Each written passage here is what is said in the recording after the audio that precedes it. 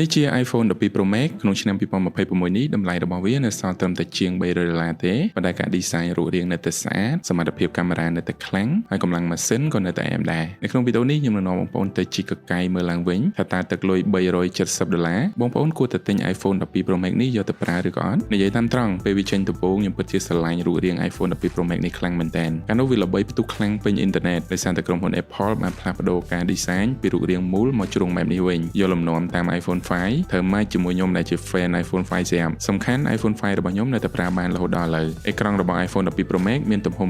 6.7 inch Super Retina HDR OLED មាន resolution Full HD+ អេក្រង់នេះបង្ហាញពណ៌បានត្រឹមត្រូវតាមស្តង់ដារមិនត្រឹមតែដិតម៉ត់ស្អាតទេពន្លឺវាក៏ភ្លឺច្បាស់រហូតដល់ទៅ1200 nit ទោះបីជាប្រើនៅក្រោមពន្លឺថ្ងៃក៏នៅតែអាចមើលឃើញច្បាស់ដែរ iPhone 12 Pro Max មានអាយុកាលជាង5ឆ្នាំហើយតែវានៅតែផ្ដល់អារម្មណ៍ premium ដោយ iPhone ស៊េរីថ្មីៗអញ្ចឹងចំពោះ frame ព័ទ្ធជុំវិញទូរស័ព្ទផលិតពីដែក stainless steel រលោងហើយនៅតែរឹងមាំចំណែកក្នុងខាងក្រោយជាកញ្ចក់ matte glass ពេលចាប់កាន់អត់ជាប់ស្នាមក្រយៅដៃទេនេះជាទូរស័ព្ទដំបូងហើយដែល Apple បានបំពាក់មុខងារ MagSafe សម្រាប់សាកថ្មឥតខ្សែមុនគេវា support ការសាកចូលបាន15 W ល្បឿនលឿនគ្រាន់បើទោះបីជាចេញយូរឆ្នាំហើយក៏ដោយតែទូរស័ព្ទនេះនៅតែអាច support SIM 5G បានវីដេអូនេះនាំមកជូនដោយហាងលក់ទូរស័ព្ទដៃ China Phone Shop ទិញទូរស័ព្ទថែមឆ្នាំងសាកមួយឈុតថែម skin ការពារមួយនិងថែម case មួយផងដែរប៉ុន្តែបើសិនជាបងប្អូនទិញតាមរយៈការមើលវីដេអូនេះហើយ share វីដេអូនេះមួយបងប្អូននឹងទទួលបាន power bank free មួយទៀតសំខាន់ power bank នេះមានមុខងារ MagSafe wireless charge សាកថ្មឥតខ្សែបានលឿនហើយខាងហាងមានធានាលើម៉ាស៊ីននៅអេក្រង់រយៈពេល1ខែពេញបើមានបញ្ហានឹងប្រូថ្មីជូន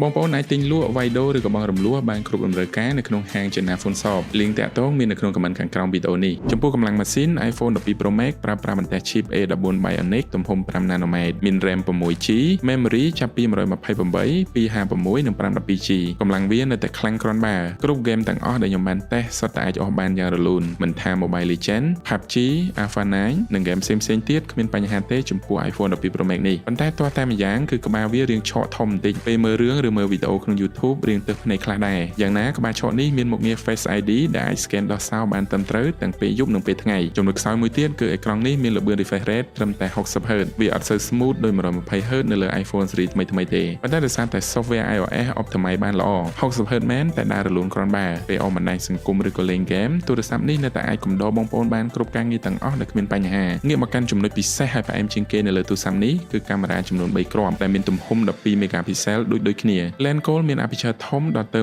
1.6 អាចថតរូបនិងថតវីដេអូបានល្អប្រសើរជាងគេទាំងពេលយប់និងពេលថ្ងៃចំណែក Lens Ultra Wide ថតបានទូលាយគឺធ្វើការបានល្អនៅទីតាំងដែលមានពន្លឺគ្រប់គ្រាន់មួយគ្រាប់ទៀតគឺ Lens Telephoto អាច zoom បាន 2.5x រូបថត portrait ដែលថតចេញពីទូរស័ព្ទនេះស្អាតគួរសមល្មមអាចយកទៅផុសនៅក្នុងបណ្ដាញសង្គមបានចំណែកកាមេរ៉ាមុខក៏មានទំហំ12 megapixel ដូចគ្នាដែរយើងអាចថត selfie បានទូលាយអត់ពិបាកឆងដៃឆ្ងាយទេចំពោះវីដេអូវិញទូរស័ព្ទនេះអាចថតបានរហូតដល់ទៅ 4K 60 frame គ្រប់ lens ទាំងអស់ទាំងកាមេរ៉ាមុខនិងកាមេរ៉ាក្រោយសំខាន់មាន stabilization ទប់លំនឹងបានល្អមែនទែនទោះថតដើរក៏អត់សូវរង្គើដែរខ្ញុំអាចនិយាយបានថាគុណភាពវីដេអូរបស់ iPhone គ្រប់ចំនួនសុទ្ធតែខ្លាំងហើយភាគច្រើនអ្នកផលិតមាតិកាឬអ្នកធ្វើ vlog តែងតែជ្រើសរើស iPhone យកទៅថតបងប្អូនជឿអត់មានតែ iPhone មួយដើមនេះក៏បងប្អូនអាចធ្វើ vlog បានដែរទាំងថតទាំងកាត់តទាំងបញ្ចូលសំឡេងទូរស័ព្ទមួយនេះអាចធ្វើបានទាំងអស់អូខេឥឡូវនិយាយពីចំណុចខ្វះខាតម្ដងបញ្ហាធំជាងគេគឺកម្ដៅ iPhone 12 Pro Max ឆាប់ឡើងកម្ដៅនៅពេលថតវីដេអូនិងពេលលេងហ្គេមពេលណាវាឡើងកម្ដៅក្ដៅខ្លាំងវាចាប់ផ្ដើម slow ធ្លាក់ frame rate និងធ្លាក់ពន្លឺអូតូហ្មងប៉ុន្តែវាក៏ឆាប់ចុះត្រជាក់វិញដែរមិនចាំបាច់បារម្ភទេចំណុចខ្វះខាតមួយទៀតគឺដោយសារ Lightning វាជាដោយសារ iPhone ស៊េរីចាស់ព្រោះចាប់ពី iPhone 15ឡើងទៅគេបានប្ដូរទៅប្រើ USB Type C អស់ហើយសរុបមកវិញសម្រាប់អ្នកលក់ online សិស្សនិស្សិតឬក៏អ្នកដែលចង់បានទូរស័ព្ទមួយគ្រឿងសម្រាប់ផលិតមាតិកានិងលេងហ្គេមតិចតួចខ្ញុំសូម recommend iPhone 12 Pro Max នេះហើយបើបងប្អូនត្រូវការទិញទូរស័ព្ទ iPhone គ្រប់ស៊េរីក្នុងតម្លៃសមរម្យហើយមានធានាត្រឹមត្រូវបងប្អូនអាចទៅរកទិញបាននៅក្នុងហាងលក់ទូរស័ព្ទដៃ China Phone Shop